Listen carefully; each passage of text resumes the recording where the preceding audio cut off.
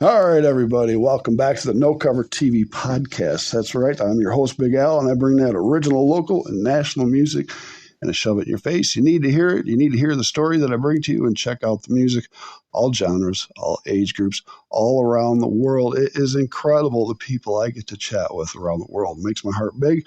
So please check out the past shows and, of course, the future shows. We are booked till July. I'm going to take a little time off, and then we're going to be back at it all the way to Christmas and beyond. Great thing, great thing. So keep it up, people. Proud of you, all you musicians out there.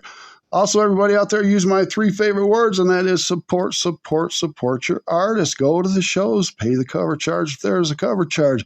Get to the swag table. Get the CDs, the albums, the T-shirts, the hoodies, the hats, the coffee mugs, the keychains, the bumper stickers, the perfume. You name it, they have it. Then get to the stage and meet the band and rock out and forget about your shitty day you had. All right. So we got a good show, great show for you. And it's at the table in the studio house today. Oh, yeah. And I'm going to label this show, for my own protection, rated R. So, women and children, hide. Hide. Oh, my. It's going to be rough. But we will make it through this show. In the house today is Trav Huey from the Grand Rapids, Michigan area. He's right here in front of me. Actually, he dared to come over. He had to put up with Zoe. You know of Zoe the mascot. He made it by her. And she's probably upstairs waiting to get a chunk of his ass a little later. Trav, how you doing, brother? Pretty good. How are you? I'm doing great. So you ready to do an interview? Oh, yeah. All right, my friend. Well, I think we just did an interview before we went live. Oh, yeah. Definitely. You got a lot to talk about. I always got things on my mind. Okay, Trav, well, you live in West Michigan. Yes, sir. You always been a native of West Michigan? Yeah, born and raised. I was born in St. Mary's Hospital. St. Mary's, okay. Yep. Valentine's Day. Which is not a good day to be born on. Like, over the years, people will be like, oh, that's an awesome day. And I'll be like, no, not for me. Oh, man. Oh, okay. Valentine's baby right here. So everybody, you can make fun of Trav when you want to. Yeah. All right. Now, we got stuff to talk about because your band per se is you. Yes. Is you. We're going to talk in depth a little bit about that. But is the band's name, what is that? Evolve Sound. Evolve Sound. That's what I have down. So the band's name is Evolve Sound, and the band is Trav.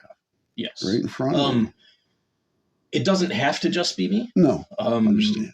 I have couple of friends. One plays drums, Jerry, and one plays bass, Nick. The door is open at any time. Once they have time in their schedule, we would do stuff.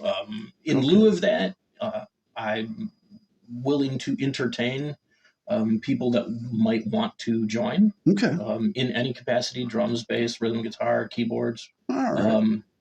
Well, that's cool. You're open to that because some people that write their own music, do their own music, want to kind of keep it that way sometimes and let the studio producer or the production, want to take that over and make it bigger. But let's forget about music for a second. Sure. Let me get in your head and mess with you.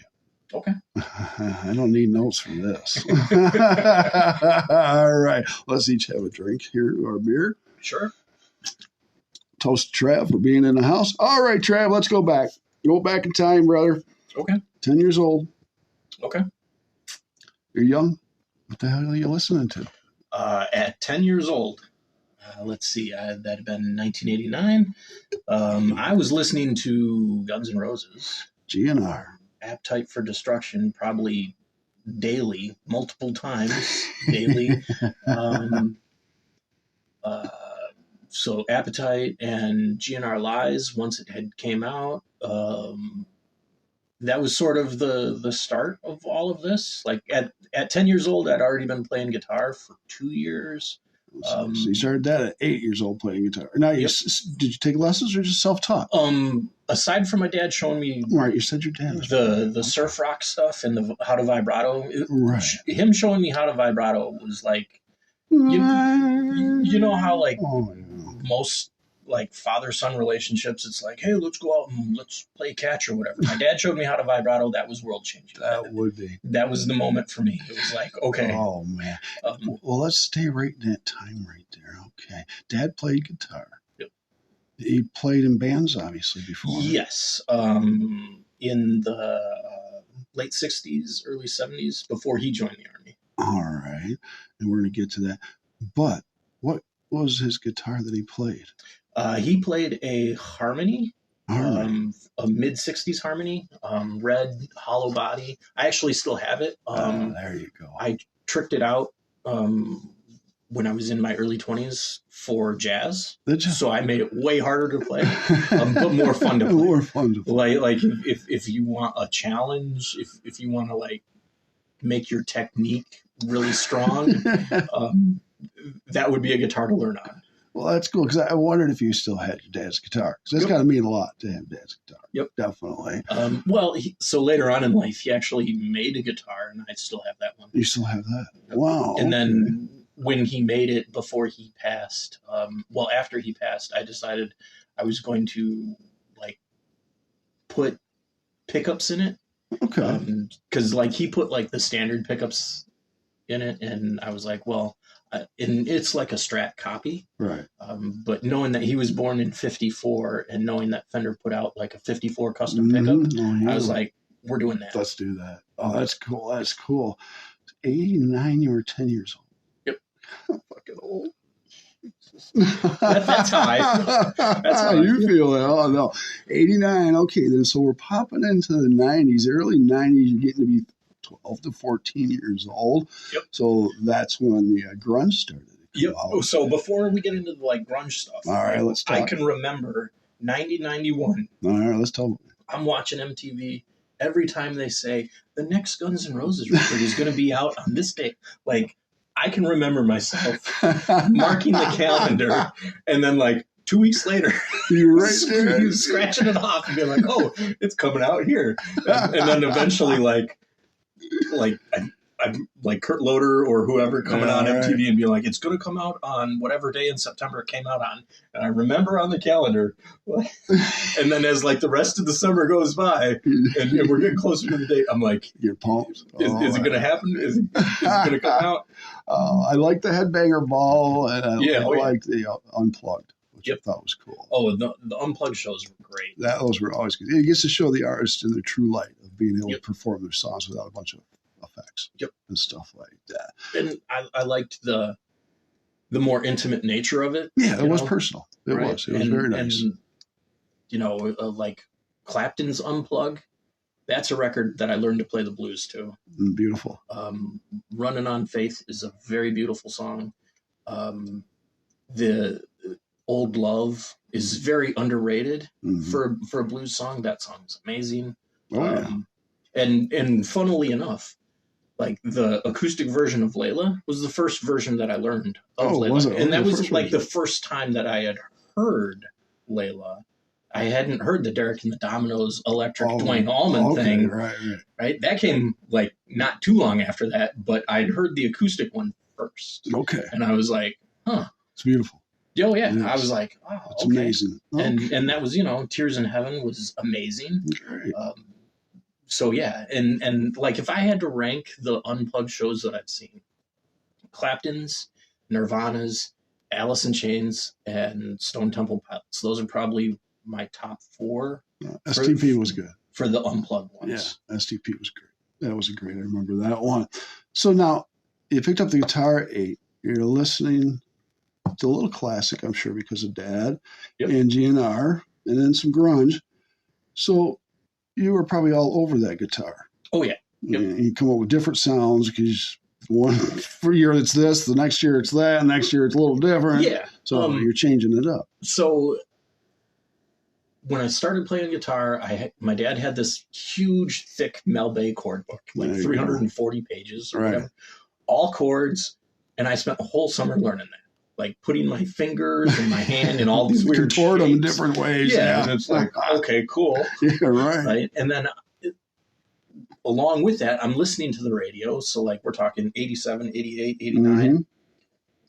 I'm listening to the radio and the things that are on the radio, Guns N' Roses, Motley Crue, the Black Crowes eventually, Poison, and then all the poppy stuff. And I'm taking it all in, like, I love me some Bill Bev DeVoe. Oh, there you go. Right? Yeah. Right? Why not? I'm That's some great stuff. I'm not afraid. Like Prince is amazing. Oh, I agree with you. Madonna is awesome, and it's like, so I'm like trying to take all of this stuff in, right, and like figure out what I'm doing. I'm listening to the radio, trying to learn by ear, and I can always pick out one or two chords, but I can't get like all three or all 4 or 5. You get 3 out of the 5. Exactly, and that created a lot of frustration. Because I like play a song and I'd sound just like it up to a point. Oh, right. Damn.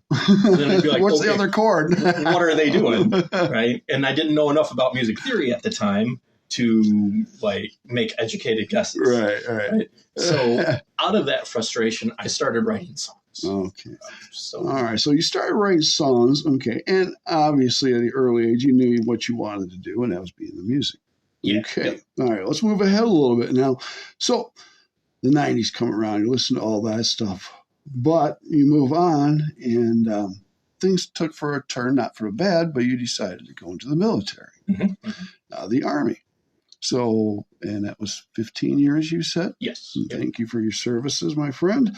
And kind of had to put on hold a little bit, but you got a chance in there to delve into your music. Yeah.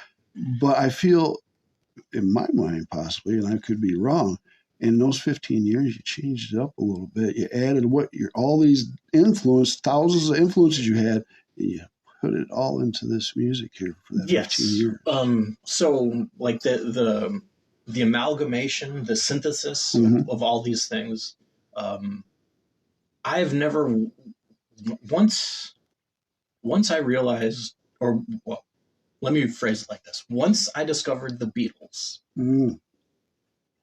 and the reaction to the Beatles, and what I don't mean Beatlemania. No.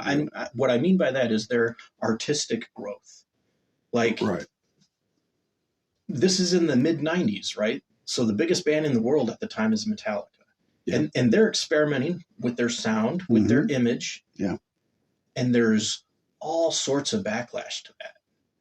Oh, yeah. There's a lot. And so I said to Nick at the time, I was like, why is it that the Beatles are the only band that are free to experiment? Nobody has a problem with what that was. I mean, they did at a point. I mean, it's like you take the White Album, and everybody will have a problem with that at some point. That'll mess your mind up for quite a while. But it's like, okay. And I was like, when the Ramones tried to branch out, on End of the Century, punk, they got like slammed, right? And it's like, okay, so why is it only the Beatles and maybe David Bowie that get a pass on experimentation? It was different back then. Well, you look at Hendrix and his experimentation. Yeah, definitely. And so I was like, okay, well, I want to be as an artist making music. I want to be someone who, if the phone rings and it's someone who, hey, can you come and lay down some bluesy slide guitar? Yeah. And then 2 hours later, the phone rings and it's like, hey, can you come play some metal rhythm riffs? Right, lay it down. I can. There you go. Right. So I wanted to have that diversity to be able to like broaden my own palette as a songwriter. Right. First and foremost. Sweet. But also be able to not sound like anybody else. Right. Like I knew once my dad showed me how to vibrato and I tried to vibrato myself, I knew like my guitar tone or what sound you wanted it to make was already there. There you go. Right. Like we were talking earlier, you can hear guitar players and some of them all sound generic. Exactly. But the ones who have a signature tone, a signature thing to them, like right off the bat who it is. You do. I mean, you can tell that about 90% of the time. In 2006, when I was before I joined the Army, in 2006, I was working out at the airport and I was driving in the car, and on the radio was the song playing, and I was like, man, that sounds like Slash. I was like, but he doesn't have a solo album coming out. He's not back in Guns N' Roses. But it's got to be Slash because only Slash sounds like that. And it was Velvet Revolver. I didn't even know Velvet Revolver was doing it. And I was listening on the radio and I was like, great, man. That was holy cow. Oh, man. So you get out of the Army and then you're free to do what you want and express what you want. And you moved on with your music. Now, you brought me a CD here. And it's called Sputnik Chronicles. Yes. We took a listen to some of it. Oh, I love it, man. Because what I'm hearing is Yeah, I love it. Metal, doom metal, I should say. Trippy with some punk sounds in there, my friend. My goodness.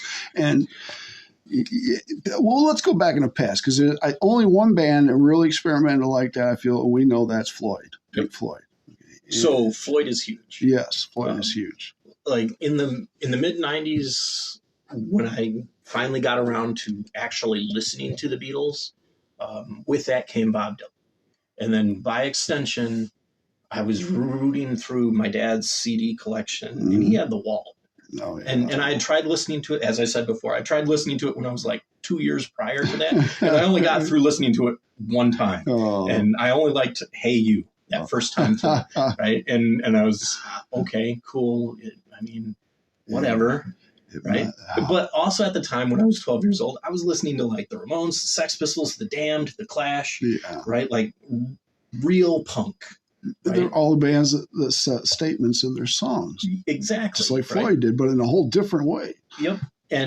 But once I got to the Beatles and Bob Dylan and I had gone back and I had a conversation with my dad about the music that he liked. He came up surf music, The Ventures and Black Sabbath and Led Zeppelin. Oh, yeah. Like, we got 10 hours. We'll talk about Led Zeppelin. There you go. Exactly. You need at least 10 hours for Zeppelin.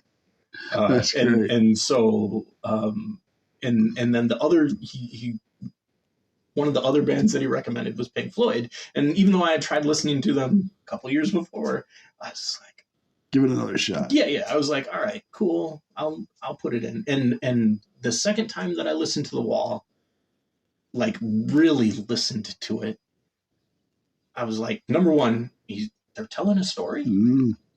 Yes. And the only other like tell a story type thing that I had heard up to that point musically was The Who's Tommy, which sucks. Right? Of their concepts, Quadrophenia is far superior, and I will die on that hill. So all the people who think Tommy's awesome, only Pinball Wizard is a good song. Everything else on it, everything else on it sucks. Like even A Quick One While He's Away is better than Tommy. And Sgt. Pepper. Right? So I had like that frame of reference, and then I'm listening to The Wall, and I'm like, okay, they're telling a story. And because I'm actually like invested in paying attention to the story, because when my dad suggested it to me that like second time, I asked him what The Wall was about, and he just said rebellion. Right. Oh yeah. Well, what do you think about Sabbath's song War Pig? So War Pigs is a song that Nick and I spent a lot of time jamming on up in my bedroom. Nice. Like hours. There you go. Like War Pigs, NIB, Iron Man. Iron Man. Paranoid. Paranoid, all of it. He always wanted to do Hand of Doom, and I always wanted to do what is it? It's the Behind the Wall of Sleep. I can't think the name of it. The blues cover that they did as a part of Behind the Wall of Sleep. I don't know. It'll come to me right as I go to sleep later. Exactly. Right. Like, yeah. Okay. So like War Pigs is an awesome song. I like that it's a hippie song, but it doesn't sound like a hippie song. All right. Right? And you did such a good job. And the emotion in Ozzy's voice and Iommi's guitar, in the way the drums and bass are interplayed with both. Oh man. It's just a phenomenal statement. Right. And I had heard and loved that prior to like listening to Pink Floyd's The Wall. Okay. Right. So I'm listening to it. It's telling a story. All the songs flow together. And aside from a couple of times on Tommy and Sgt. Pepper, that's the only other time that I heard like songs flow together at that particular moment. Right. Right. And so I was like, okay, that's kind of cool. And the joke in me was like looking at the song titles, right? And there's like 3 songs on there all called the same thing, but they're with part this, part whatever, right? Right? And so at this time I was like in 9th grade, 10th grade, and Nick and I, we were like huge science fiction fans. So we're reading Hitchhiker's Guide to the Galaxy, Right? There you go. And I was sitting in biology class, not paying attention. Mr. Lovett's biology class at Union High School. And I wasn't paying attention, and I'm leafing through the back of the book, and there's a glossary section in the back of the book, and there's something about like the human ear and the eustachian tube, and I was like, okay, that's cool. I'll use that as a song, right? So the eustachian tube is actually what regulates your balance, in as you walk, even though it's in your ear, right? And I was like, okay, that's cool. So I put that down as a title, and I had already written Zilch Affection at that point. So that like that opening line, surfing through the city, accelerating through decay, that's me trying to write like Dee Dee Ramone. Okay. Yeah, that's nice. So the original idea, like I walked out of biology class and met Nick in the lunchroom for lunch. And I was like, dude, we have got to do, like as a joke against Pete Townsend and Roger Waters, it was, we got to do a concept album. And he was like, what? I was like, yeah, it's got to be 10 songs in 20 minutes.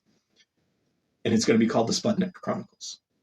And he was like, and here you got it. Yeah. And he was here like, it is. What do you mean? I'm like, 10 songs, 20 minutes. Every song will be 2 minutes long.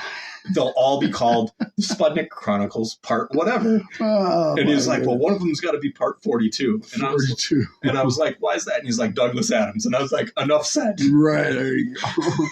Let's talk about the CD here now. What year did you put this out? So I officially put it out on the New Year's Day this year. Okay, so 2023. Yep, 24.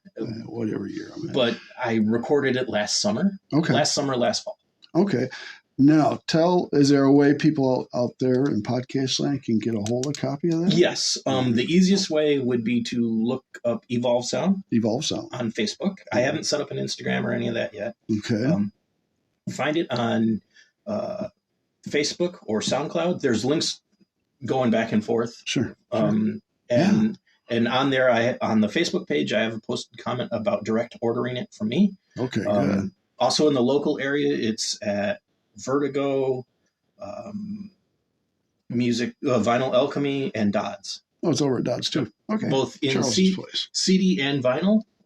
So if people want, it's available. Oh, good, my friend. Good.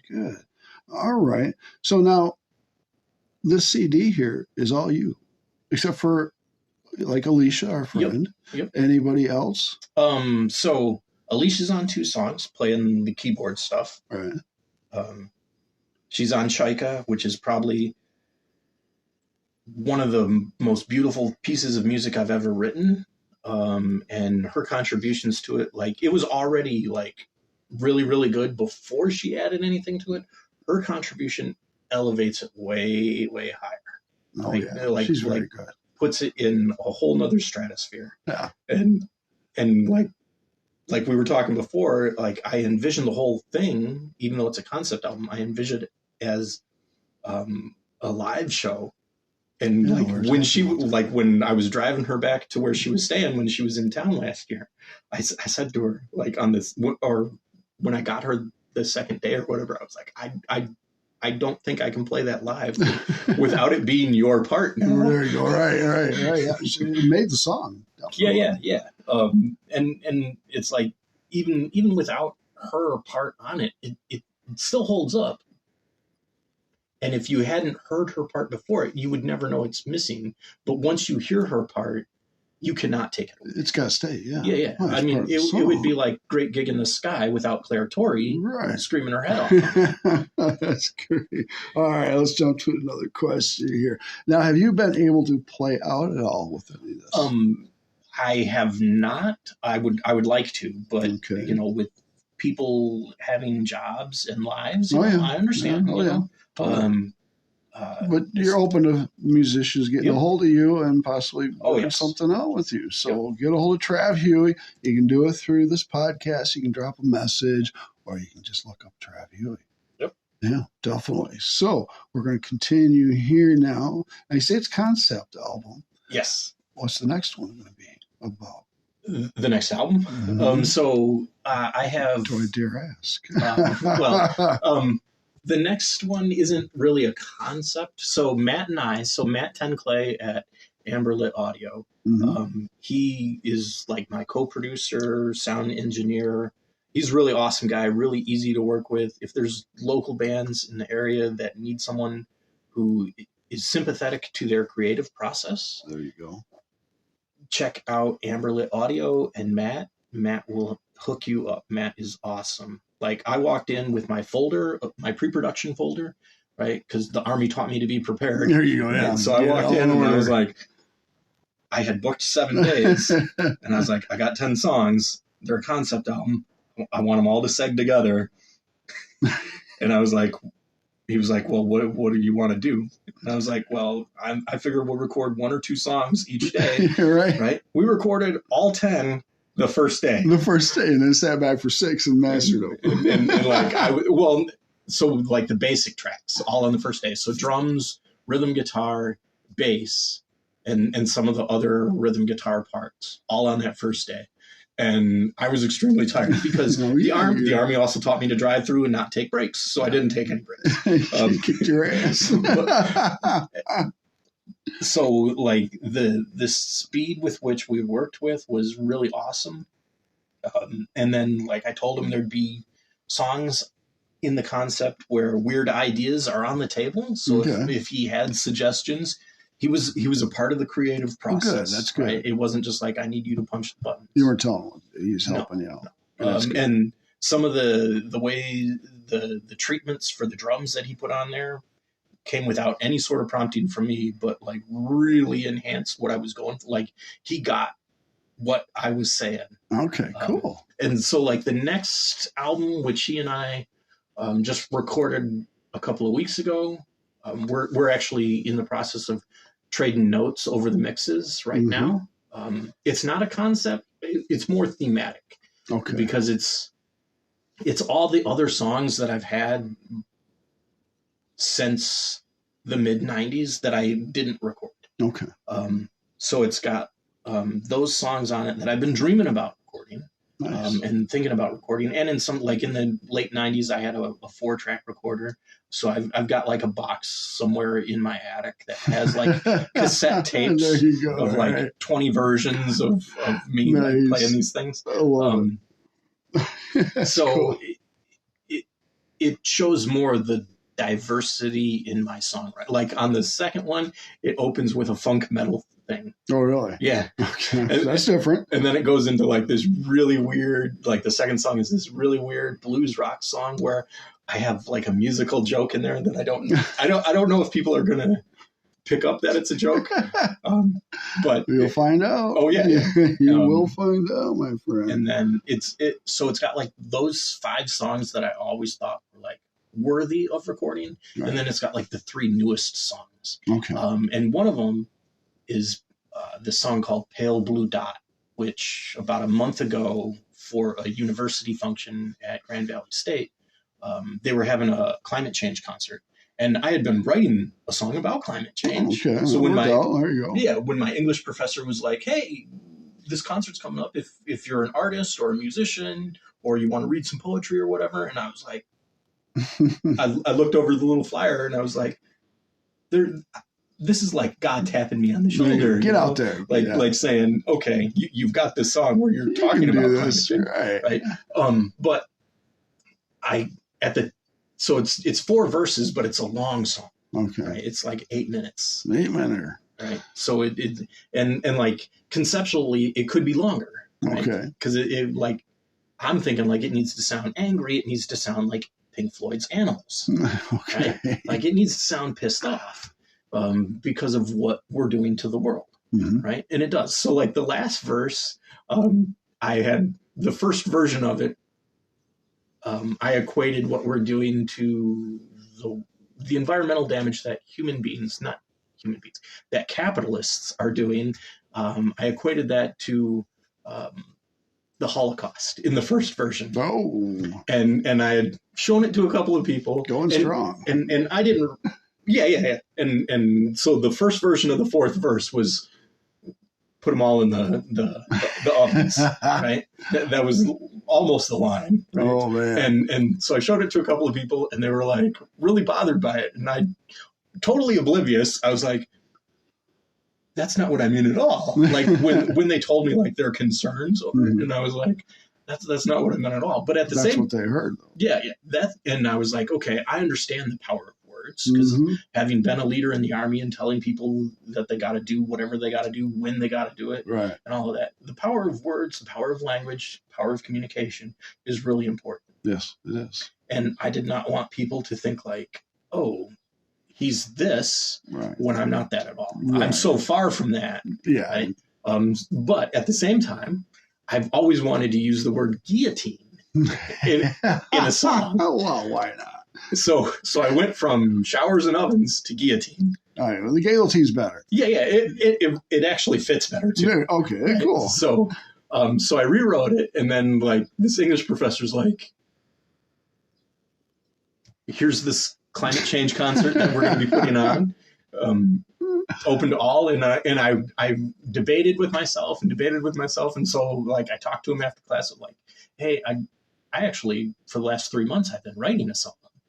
Like I can do like a short folk punk version of the song that I've been writing. Okay. And he's like, okay. And I just like, my only concern is I'm offering a solution at the end of the song that I don't think people will like. And he was like, what do you mean? I'm like, well, I'm talking about like French Revolution, genocide. Like let's take the people who are directly responsible and chop their heads off is essentially what I'm saying. Guillotine. And he was like, let me check, because he wasn't like the organizer; it was someone else in the English department. And he so, check with some people. So, he, like the next class, he's like, yeah, you're good to go. I'm like, okay.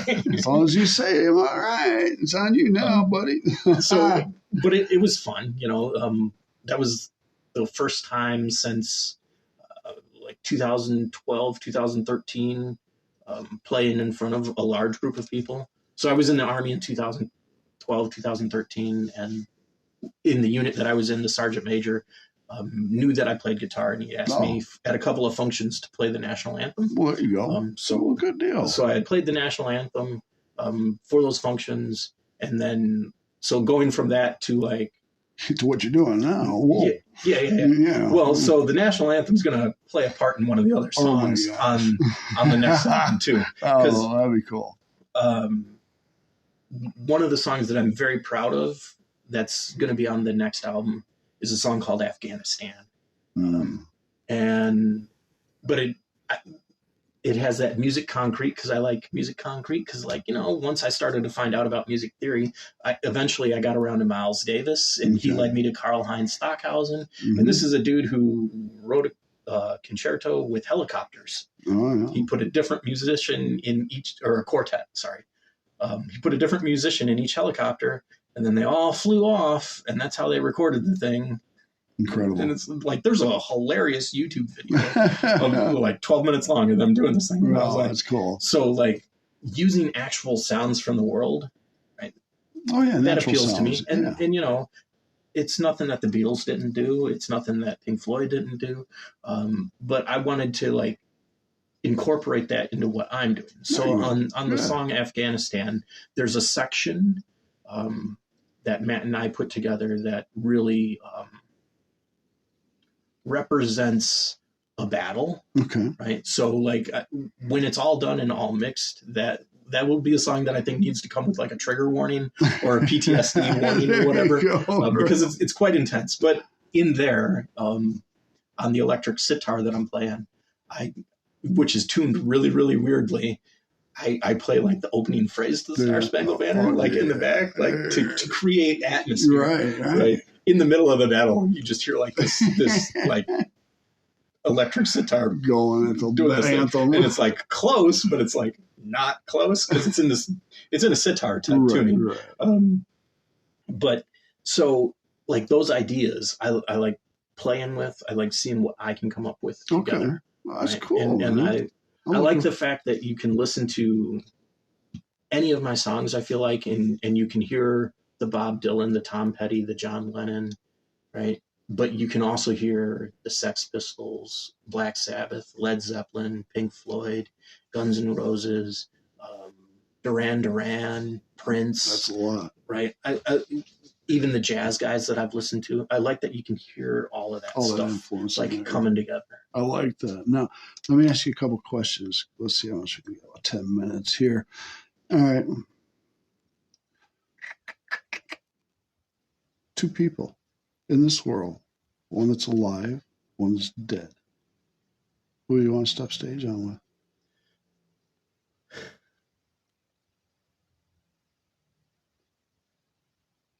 We get 2. 2 people. Yeah. One alive, one dead. Yeah. So for the dead one, do I want to go singer or guitar player? Oh, I know what I want to do. So for the dead one, John Bonham. John Bonham. Okay. Nice. Or John Bonham. Yeah, John Bonham, maybe Neil Peart. John Bonham. Because like as awesome as Django Reinhardt and Jimi Hendrix were on the guitar and Eddie Van Halen, or some of the weirder guys like Johnny Thunders and all of that. I think John Bonham's influence over the drums and his power, his control and mastery of the drums, unequaled. And I think had he lived, he would have gone down that route that Neil Peart went down, and became like a human metronome. Oh yeah, something else. Like I think you would have saw them in the '80s, like dueling back and forth. Like, that would have been amazing. Yeah. All right, somebody alive. Somebody alive. So, I would really, really, really, really love to get on stage with Buddy Guy. Buddy Guy, that's a good answer. Yep. So before I joined the Army, I went down to Chicago and I met him like at his club. Sweet. John Mayhall and the Blues Breakers were playing, and I had gone to use the restroom, and I came out of the restroom, and there was like a crowd of people in the foyer there taking pictures and everything, and I was like, what is going on? Let's see what's going on. Like, I knew he was in the club because I saw him sitting in his little reserve seating. Okay. Right? And like I walked into the crowd and then I saw like, oh, they're all taking pictures of Buddy Guy. And he's being cordial and professional and everything. Right. And he looked at me. He didn't say anything. And I just held out my hand and I was like, it is an honor to meet you, Mr. Guy. Nice. He shook my hand. And then he went into the restroom and I went back to my seat. And then like John Mayhall and Blues Breakers came out and started playing. And he went back to his reserve seating. And then like periodically throughout the night, I saw him looking over at my table because I was like the only one who didn't ask to get a picture with him. Right. I just wanted to shake his hand and meet him. Nice. That was really cool. So yeah. And then I saw him play live a couple of times. And he is a tremendous performer. Mm-hmm. Like, he could have me up on stage shaking the maracas, and I would be ecstatic. I love it. Okay. All right. Next question. You get 2 answers on this one. Okay. Anywhere in the world, 2 stages you want to perform on? Oh. I don't even have to think about it. That's good. Pompeii. First to say that one. So I went there while I was on leave one time, and that was cool. Like I stood in, like I remember walking down into the amphitheater and like looking up and taking pictures in a panoramic thing. It's gonna be amazing. And I was like my first thought was, yeah, this is beautiful. This is amazing. My second thought was, Pink Floyd played here. Yeah, right. And I would love to play there. So that would be number 1. Right. And then number 2, I don't know if it's so much as a place, but the social conditions around that made it happen.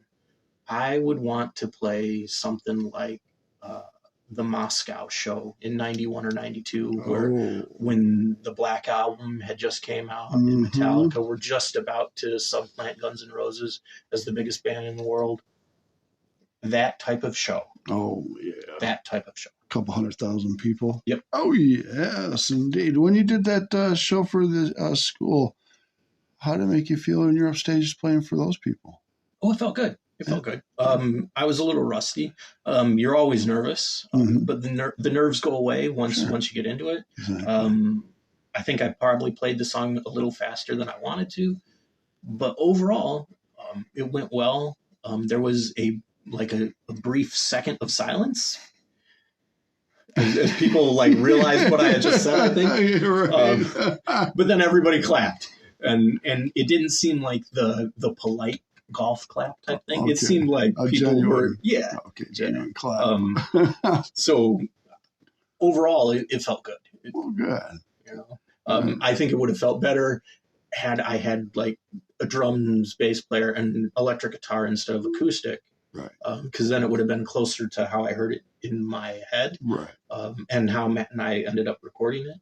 Okay.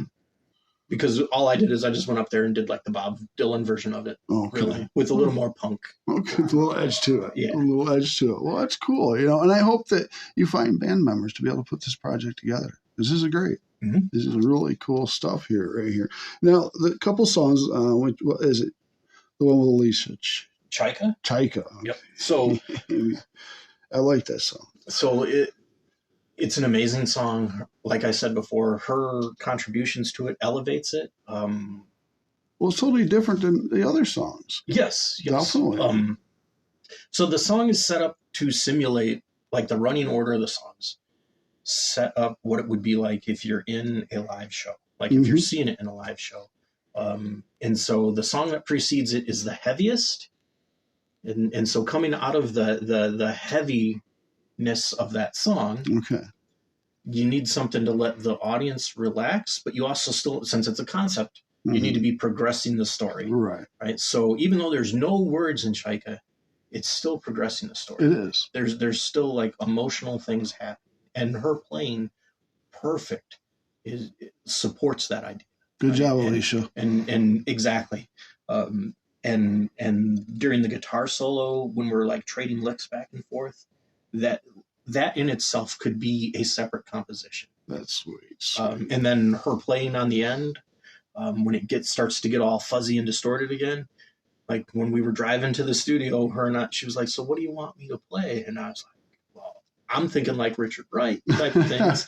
And then I'm like, "But I'm also like hearing like John Carpenter." Oh, yeah. And then she's like, "Wendy Carlos." And I was like, there "Absolutely." And then like almost at the same time we were like, "Vangelis?"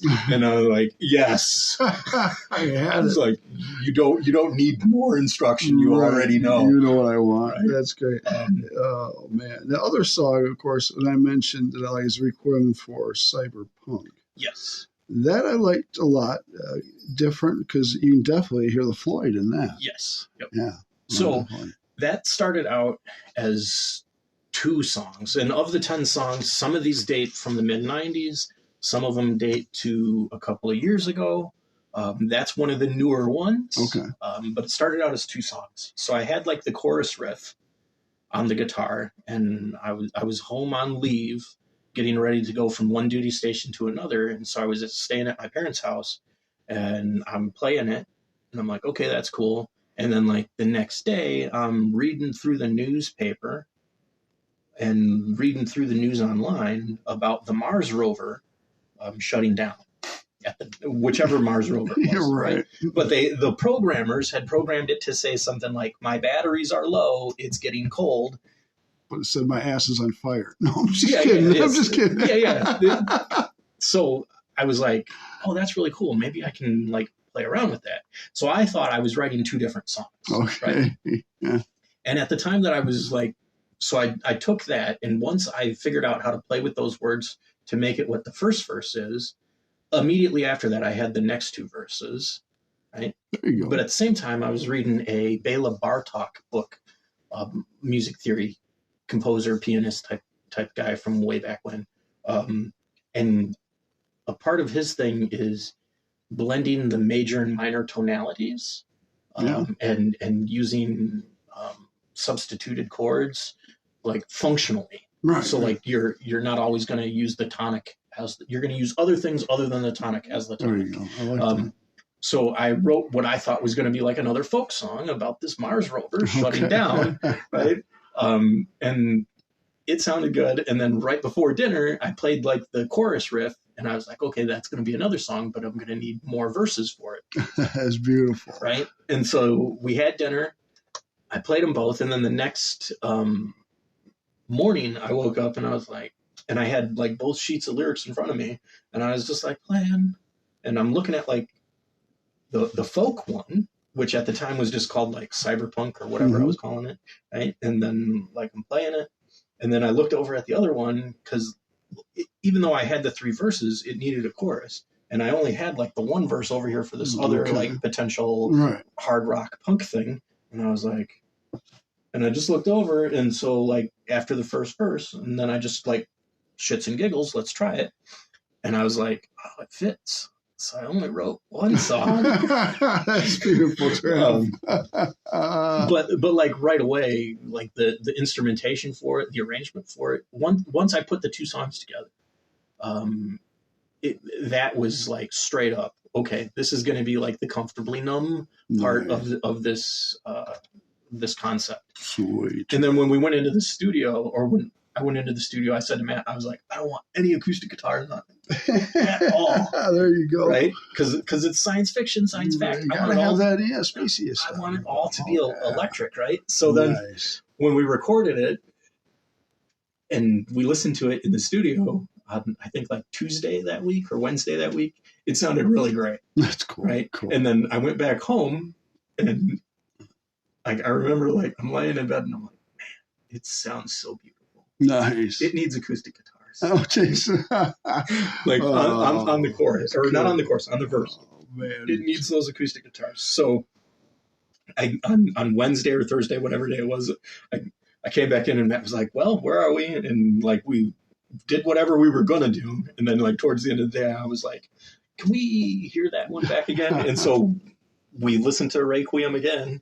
And then I was like, it needs... like it doesn't need, but we should try putting acoustic guitars in it, right? So that's great. If you listen to it with speakers, you'll hear 2 acoustic guitars. You'll hear one on one side playing whole notes of the chords, and then you'll hear one that follows the electric rhythm guitar. Okay. In the other speaker. Sweet. And the way that we blended it together in the mix, it sounds amazing. It does. It does. Well, I hate to end the interview today. Boy, we're at almost 48 minutes. Well, we're doing good. Yeah. We're doing good, but we don't want this thing to frickin' blow up. So anyways, thank you, Trav Huey, for coming on the podcast today, brother. Thank you. Yeah. So everybody out there, podcast land, Sputnik Chronicles. You want to get a hold of Trav and get this because it's cool stuff. This is real cool, man. And I hope you get the band members. And if you don't, get out there and play. Oh, yeah. Yeah, definitely, brother. Yeah, definitely. So I thank you. Get you back on here in 6 months, a year, and see what's going on with possibly the second. Oh, yeah. Definitely. I want to know more. Definitely. So, all right, everybody on Podcast Land. This is Big Al, your host. Trav Huey in the house at the table. Check about the Grand Rapids, Michigan area. And you can also check me out if you can find me. So anyways, Trav, say we're out of here. Well, first, thank you for having me. And it was a pleasure to be here today. I appreciate sitting down and having you all listen and engage. I hope everybody has a good day. Appreciate it, Trav. All right, we're out here, everybody. I'll talk to you soon. Check out the next episodes, past episodes, all this great music around the world. Peace. We're out of here.